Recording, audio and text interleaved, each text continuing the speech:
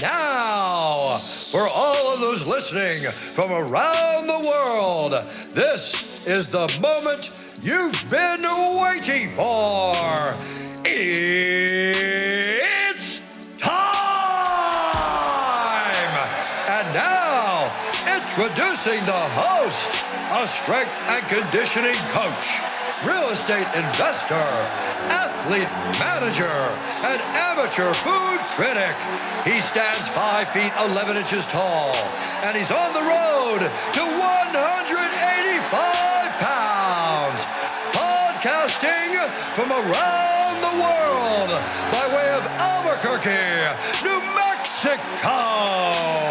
Presenting the one, the only, Jared Saavedra.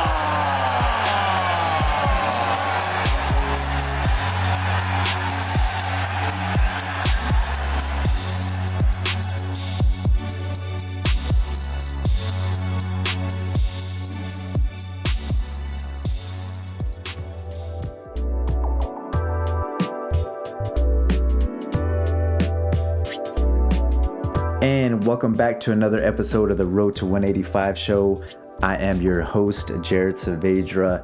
Today is going to be the first solo episode of this season, so I'm really looking forward to chatting with you and talking to you about my personal, transformation, reinvention, and transition, going through, different careers and adding, multiple revenue streams and trying to build businesses with the people that I love. So for those of you that know me, know that my background is in sport performance. I've been a sport performance coach for the last 12 years. I have a sport performance facility in Albuquerque, New Mexico. Recently moved to Atlanta, Georgia with my wife about a couple years ago. And all honesty, this was the best experience I could have ever had. And although it was a struggle at first, it's definitely paid off dividends and really pushed me out of my comfort zone for sure. So moving to Atlanta from Albuquerque, already, if you've been to both places, you already know what kind of a culture shock it really is.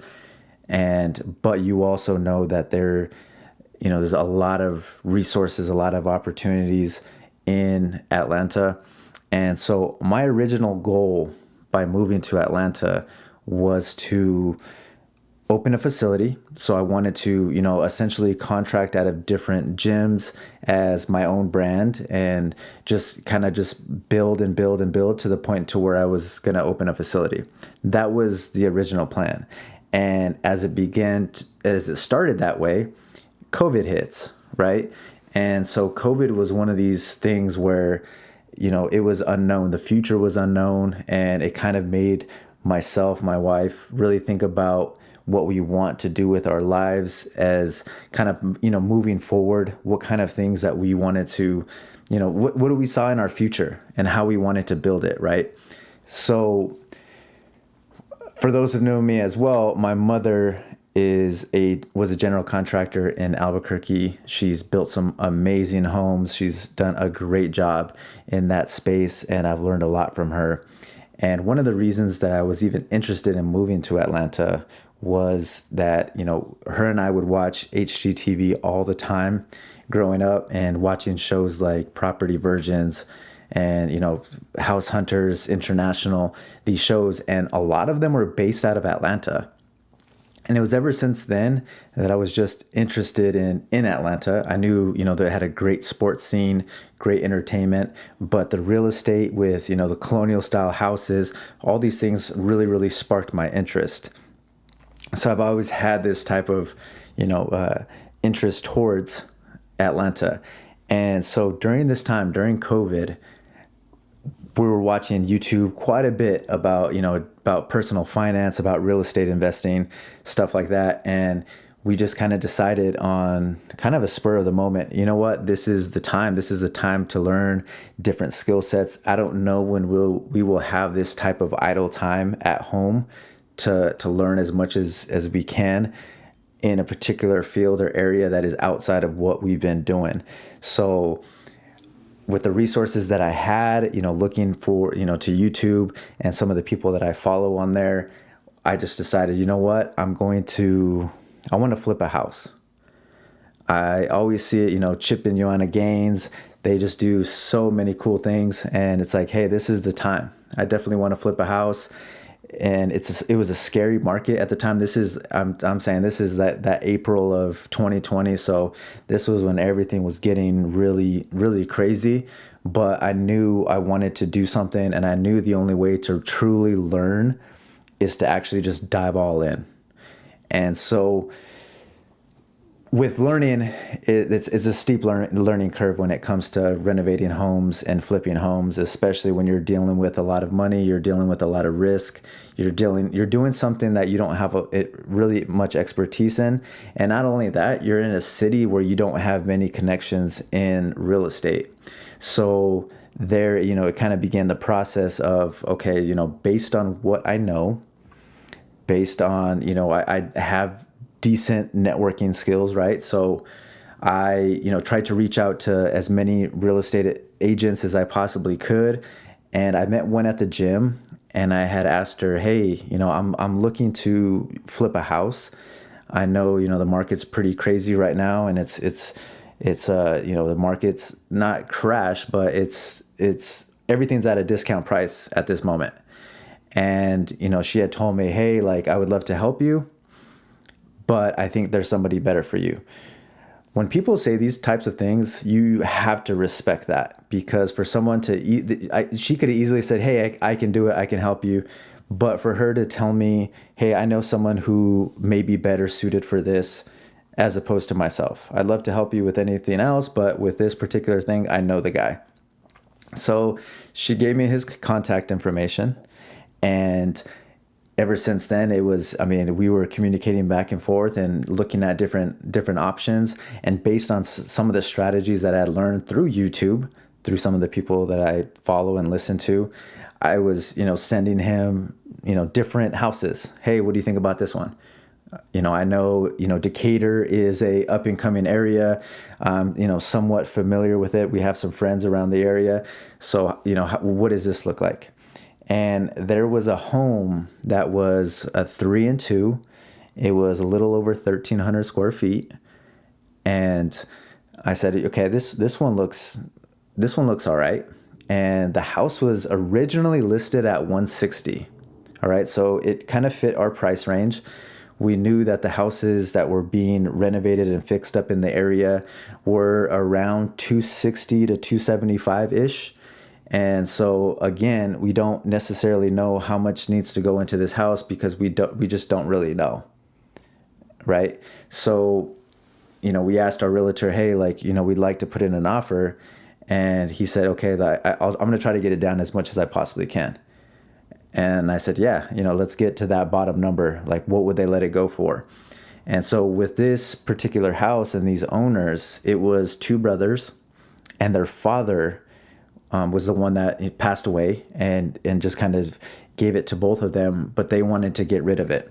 They were renting it. It was being rented.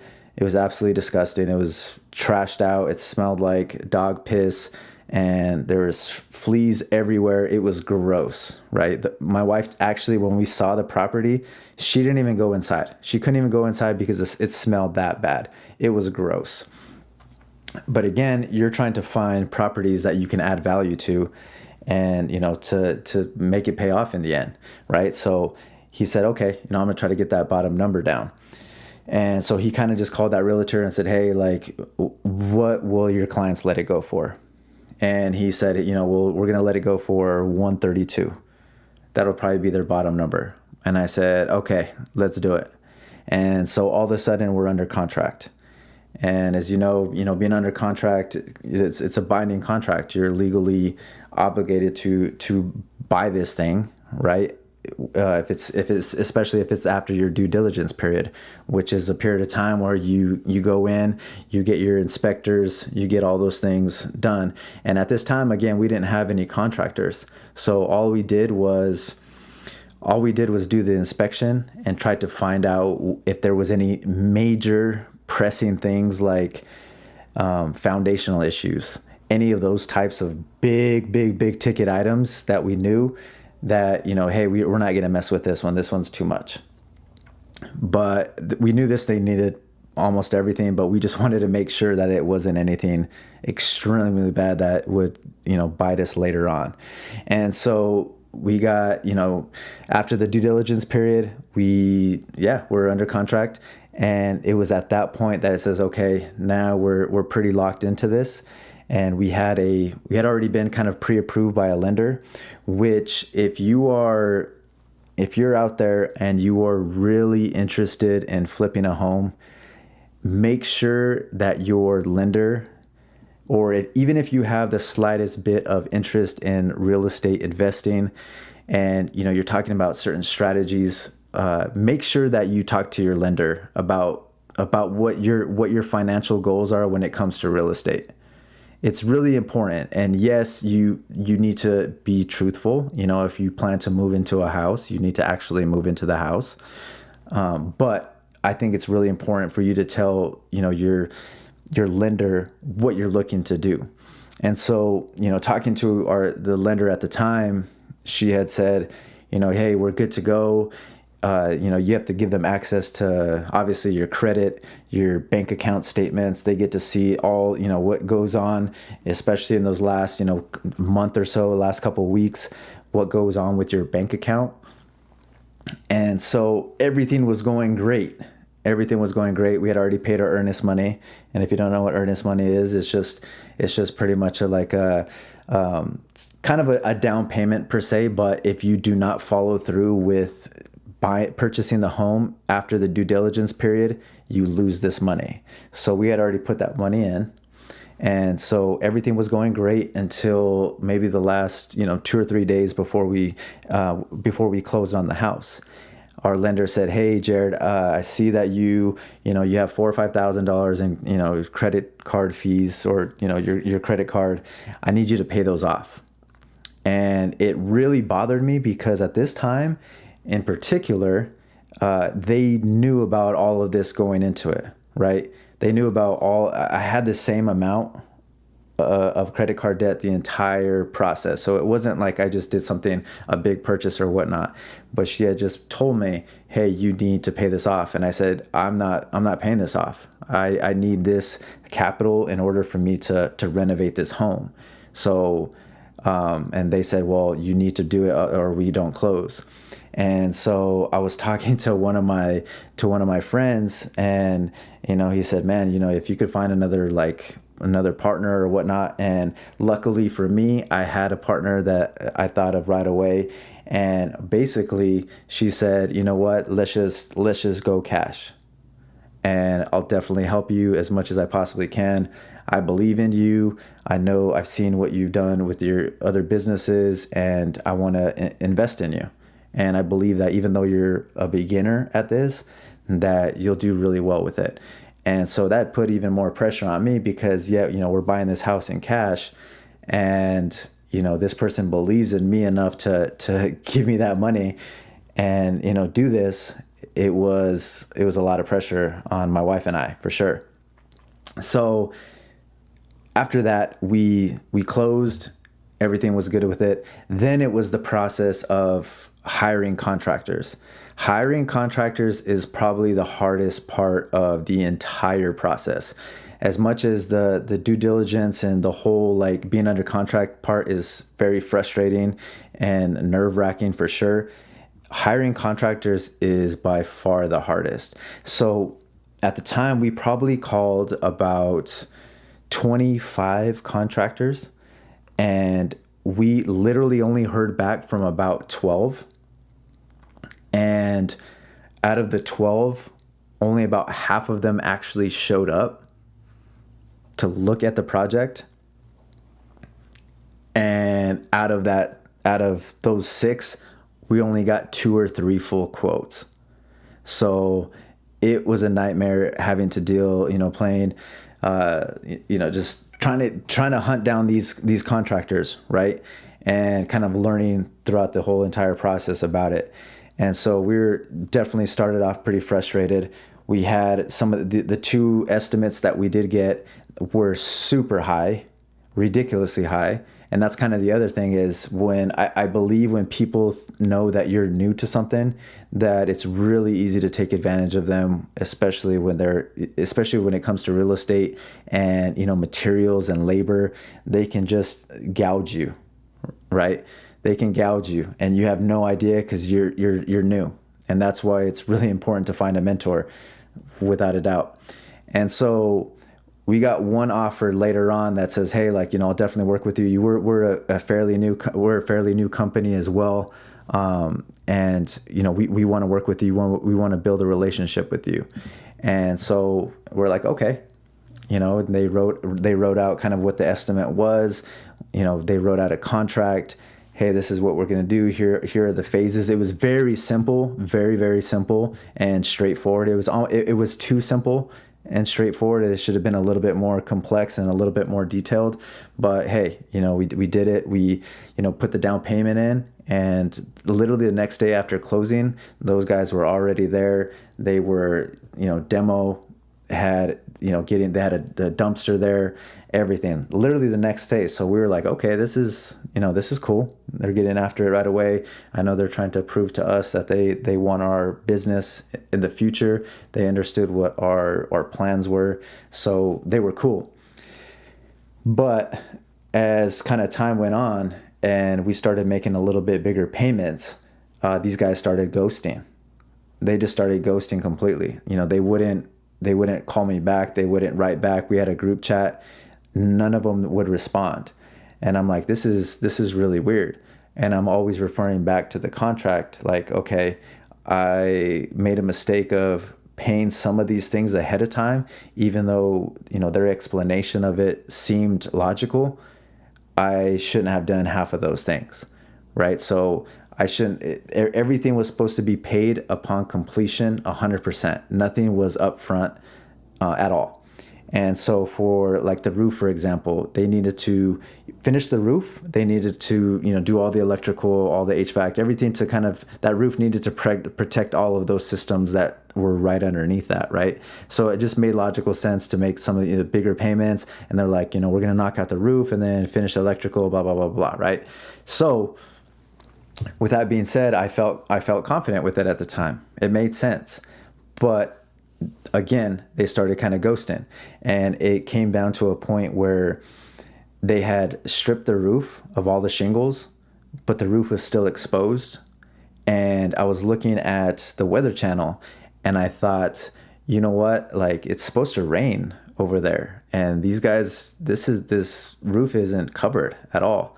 And so I texted them and I said, hey fellas, like, I need to know what's going on, man. Like, it's supposed to rain tomorrow and nothing's covered. And I don't want anything in the house. I don't want there to be any leaks or anything like that. And they never even wrote back.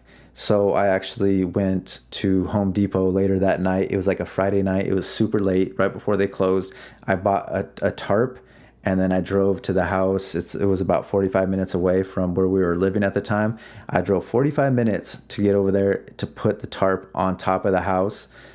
And I was pissed. I was furious. And yeah, I was very pissed off.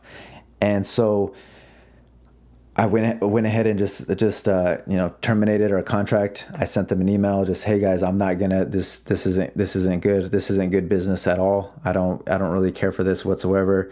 I didn't hear back for a few days, and then I found myself in a total struggle and mess with the credit card company that I was using to pay all their, they would send their bills and invoices on it was Square.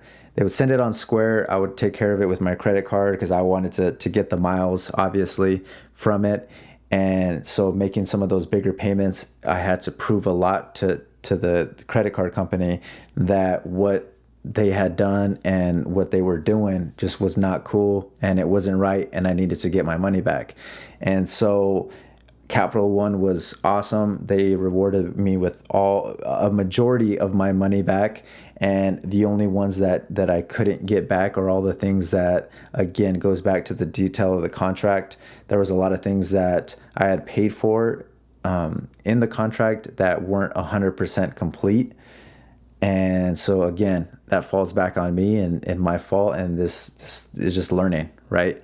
And so overall, we probably lost about, 25,000, 30,000 from these particular contractors.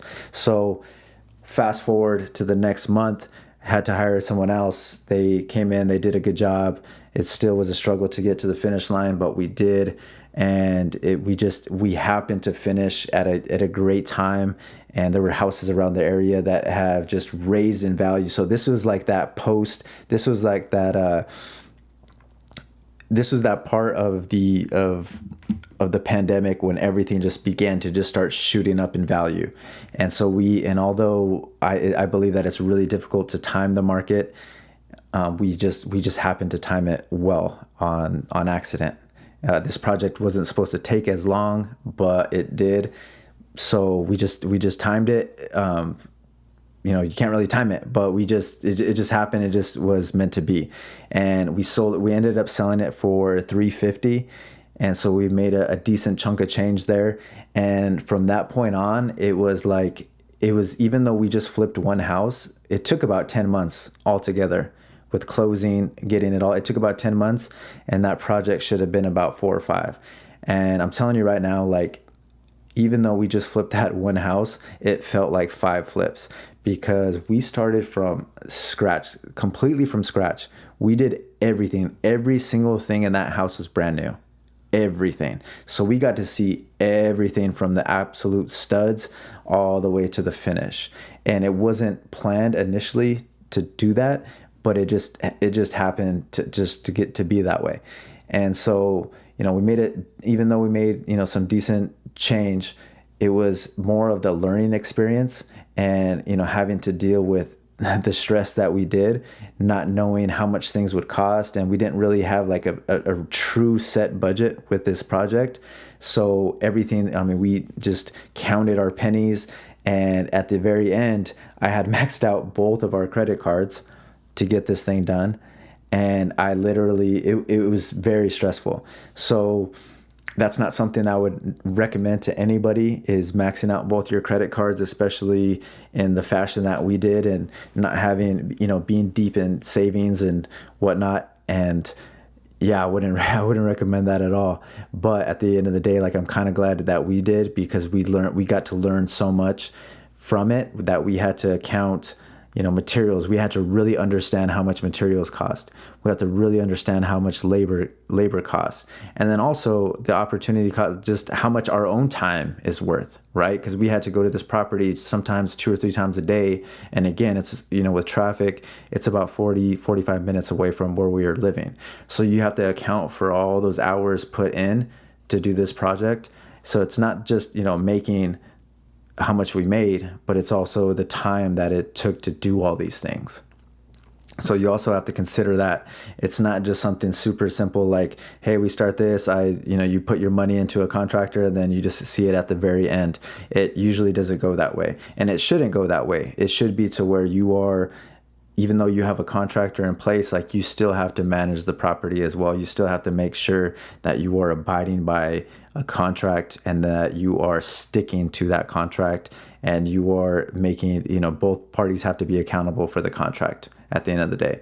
So that's kind of brings me to my next tip and piece of advice, is get a real estate lawyer involved in your contract. All right, if you can find somewhat of a template online and have a really good real estate lawyer look over it and try to make it good for both parties.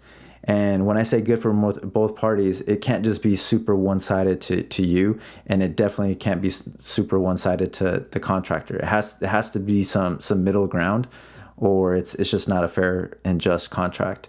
So I strongly suggest you get a contract, have it detailed, and payments structured.